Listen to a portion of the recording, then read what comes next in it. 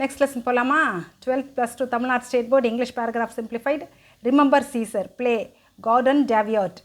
இது ஒரு காமெடி நாடகம்.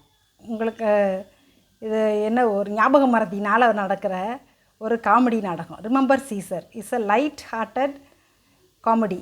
அதாவது மனச்சோர்வு, லகுவான காமெடி, சாதாரண எளிதான காமெடி, நகைச்சுவை நாடகம் இது. Discuss the statement. இந்த ஸ்டேட்மெண்ட்டை டிஸ்கஸ் பண்ணுங்கள் என்ன குரூப் அண்ட் ஐடென்டிஃபை. அதாவது அதை அடையாளம் காண சொல்கிறாங்க. எது அது வேரியஸ் ஆஸ்பெக்ட்ஸு, அது இருக்கிற அனைத்து குணாதிசயங்களையும் சச்சஸ் டைட்டில், அதில் என்னென்ன அதோட தலைப்பு, பிளாட் அந்த கதைக்களம், அண்ட் கேரக்டரைசேஷன் இந்த இருக்க கதாபாத்திரங்கள், குணச்சித்திரங்கள், குணாதிசயங்கள் that contribute to humour in the play. இந்த நாடகத்துக்கு இதெல்லாம் எது தலைப்பு, பிளாட்டு கதைக்களம். அந்த கதைக்களம்னு சொல்லலாம், சதின்னு சொல்லலாம். சதின்னு நினைக்கிற சதி கிடையாது, ஆனால் சதின்னு இவங்களா பயந்து நினைக்கிறாரு அவர். அந்த இது சதி. அப்புறம் கேரக்டரைசேஷன் அந்த கதாபாத்திரங்கள், குணாதிசயங்கள், குணச்சித்திரங்கள் எல்லாரும் எப்படி இந்த நாடகத்துக்கு நகைச்சுவை உணர்வை நகைச்சுவை கூட்டுறாங்க அப்படின்றது தான் கேள்வி. சரி. According to the play Remember Caesar written by Gordon Daviot, the title, plot and characterization contribute humor and puns. அதாவது இந்த நாடகத்து ரிமெம்பர் சீசர்ன்ற இந்த நாடகத்தில் கார்டன் டேவியாட் எழுதின இதில் இந்த தலைப்பும் சரி, இந்த பிளாட்டு இந்த கதைக்களமும் சரி, இந்த கேரக்டரைசேஷன் அந்த கதாபாத்திரங்களும் சரி, எல்லாமே என்ன கொடுக்குது இந்த நாடகத்துக்கு? நகைச்சுவையும், பன்ஸுனா ஸ்லேடைகளையும் கொடுக்குது. ஸ்லேடைன்றது இங்கே என்னென்னா, ஒரு வார்த்தைக்கு பல மீனிங் இருக்கும்ல, அதான ஸ்லேடை. ஒரு வார்த்தைக்கு 2-3 அர்த்தங்கள் இருக்கிறது. அதே மாதிரி சீசர்ன்ற ஒரு வார்த்தைக்கு இங்கே கார்டனர் சீசரை ஜூலியட் சீசராக கன்ஃபியூஸ் பண்ண தான் இங்கே பன்ஸுனா ஸ்லேடை. This title correlates with the assassination of Julius Caesar. Second point, this title இந்த தலைப்பு இருக்குல்ல, அது தொடர்புடையதாக இருக்குது. கார்லேட்ஸ்னால் தொடர்புடையது. எதோட தொடர்புடையது? The assassination of Julius Caesar. Julius சீசரோட படுகொலை நடந்துச்சுல்ல எப்போ? March 15. Called the Ides of March. Ides of மார்ச்னா மார்ச் மாதத்தோட மத்திய பகுதி. 15ன்றது நடு தேதியில். அதை அவர் படுகொலை செய்யப்பட்ட அந்த நாளை இடீஸ் ஆஃப் மார்ச்னு சொல்லி குறிப்பிட்டிருக்காங்க ரோமில். As the play is on the same day. இந்த நாடகமும் அதே நாளில் நடக்குது. இந்த கதை நடக்கிற நாளும் அதே நாள். அதனால தான் கன்ஃபியூஷன். ஸ்லேடை இங்கேயும் ஸ்லேடை ஆயிடுச்சா? மார்ச் 15 ஜூலியட் சீசரை கொன்ன அதே நாள் இங்கே அதே மார்ச் 15 இங்கேயும் நிகழ்வு நடக்கிறதுனால அதே தேதியில் நம்ம ஜூலியட் சீசர் மாதிரி நம்மளை கொல்ல போகிறாங்க போலன்னு கன்ஃபியூஸ் பண்ணிக்கிறாரு இவர் Lord Weston. Gardener named Caesar is easily mistaken for Julius Caesar in this play. ஒரு தோட்டக்காரனோட பேரும் சீசர். அந்த பேரை தான் குறித்து வச்சுருந்தார். அவனை பார்க்கணும், அவனை சந்திக்கணும்னு சொல்லிட்டு இவர் லார்டு வெஸ்டன் அவர் நோட் பண்ணி வச்சுருந்தார் ஒரு சின்ன பிட்டு பேப்பரில். அதைத்தான் கன்ஃபியூஸ் பண்ணிக்கிட்டார் அவரே. Easily mistaken for Julius Caesar in this play. இந்த நாடகத்தில் ஜூலியஸ் சீசரோட அவனை கன்ஃபியூஸ் பண்ண தான் பிரச்சனையே. 3வது point, Lord Weston fears that a note Remember Caesar is a genuine assassination plot leading him to believe he is in mortal danger. அவரே எழுதுனது, அவரே கன்ஃபியூஸ் ஆகிட்டார். லார்டு வெஸ்டன் ஃபியர்ஸ் பயப்படுறாரு. எதுக்கு? தட்ட நோட், ஒரு சின்ன துண்டு சீட்டு இருந்திருக்கு. என்னென்னு? ரிமெம்பர் சீசர் அப்படின்னு சொல்லிட்டு ஒரு துண்டு சீட்டு. It's a genuine assassination.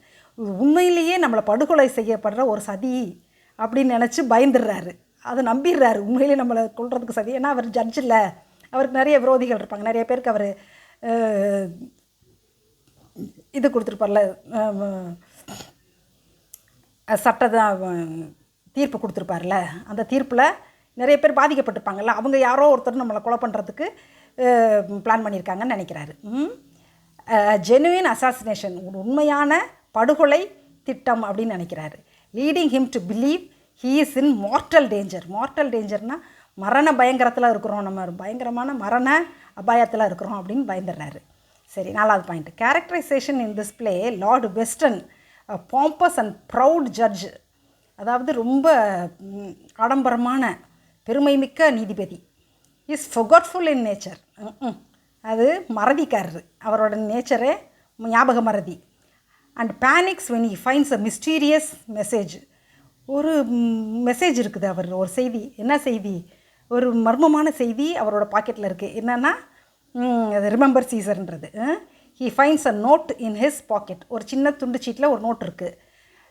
That reads remember Caesar, சீசரை நினைவு கொள் அப்படின்னு சொல்லி. அப்படின்னோடனே venomous scribbling of an illiterate says Lord Weston. Venomous scribbling அப்படின்னா விஷமுள்ள ஒரு கிறுக்கல், விஷம் தோய்ந்த ஒரு கிறுக்கல் ஆஃப் அன் இல்லிட்ரேட், ஒரு படிப்பறிவில்லாதவன் கிறுக்கி வச்சுருக்கான் விஷமான வார்த்தையை அப்படின்னு சொல்லி சொல்கிறாரு. ஆக்சுவலாக இவர் எழுதுனதை இவரே எப்படி கமெண்ட் பண்ணுறாரு பாருங்கள். Venomous scribbling of an illiterate, படிப்பறிவில்லாத ஒரு ஜட்ஜு தன்னைத்தானே படிப்பறிவில்லாதவன் சொல்கிற அளவுக்கு அசிங்கமாக எழுதி வச்சுருந்துருக்காரு. அவர் ஹேண்ட் ரைட்டிங் அவ்வளோ மோசமாக இருந்திருக்கு. அடுத்தது, assistant Roger Chetwynd is an earnest absent minded young man. வச்சிருக்கிற அசிஸ்டண்ட் அவரை மாதிரியே அவனும் ஆப்சன்ட் மைண்டடு யங் மேன், ஒரு சின்ன வயசு பையன். ஏர்னஸ்ட் அப்படின்னா தீவிரமாக, வேலையில் ரொம்ப தீவிரமாக இருப்பான், ரொம்ப நேர்மையாக நல்ல பையன், ஆனால் ஆப்சன்ட் மைண்டட், இவர் மாதிரியே ஞாபக மறதிக்காரன். ஆனால் லேடி வெஸ்டன், யார், wife of Lord Weston, is a sensible, ரொம்ப விவேகமான லேடி. அவங்க கிளவர், ரொம்ப அறிவார்ந்த விவேகமான விட்டி உமன். எப்படின்னா நகைச்சுவை உணர்வுள்ளவங்க. அவங்க often uses her wit to mock her husband's over reaction.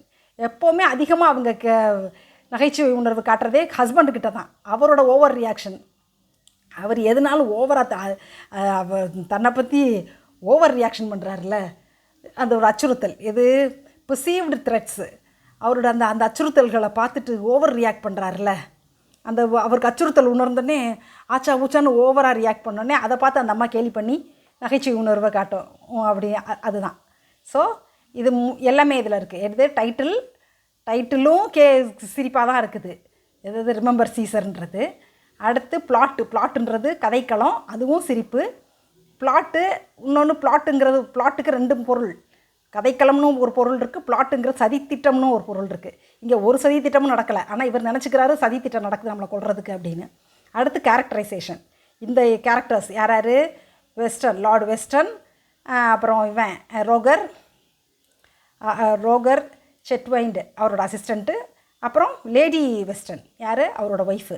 இவங்க எல்லாருமே இந்த நாடகத்துக்கு நகைச்சுவை உணர்வாக கொடுக்குறாங்க. சரி, இதில் 5 பாயிண்ட்ஸ் தான் இருக்குது. ஈஸியாக படிங்க, ஜாலியாக படிங்க, சிரிப்பாக இருக்குது. இதை பேராகிராஃபாக எழுதுங்க. நான் படிக்கிறதுக்கு வசதியாக தான் நான் பாயிண்ட்டாக போட்டிருக்கேன். பிடிஎஃப்லாம் நான் ஏற்றலை. உங்களுக்கு கையில் எழுதி படிங்க செல்லங்களா, தயவு செஞ்சு, அப்போ தான் ஞாபகம் வரும். கையில் எழுதுறதுக்காகவே நான் பிடிஎஃப் ஏற்றலை. சரியா, டிஸ்கிரிப்ஷன் பாக்ஸில். ஓகே, சரி, நெக்ஸ்ட் கொஸ்டினில் பார்க்கலாமா? All the best, bye.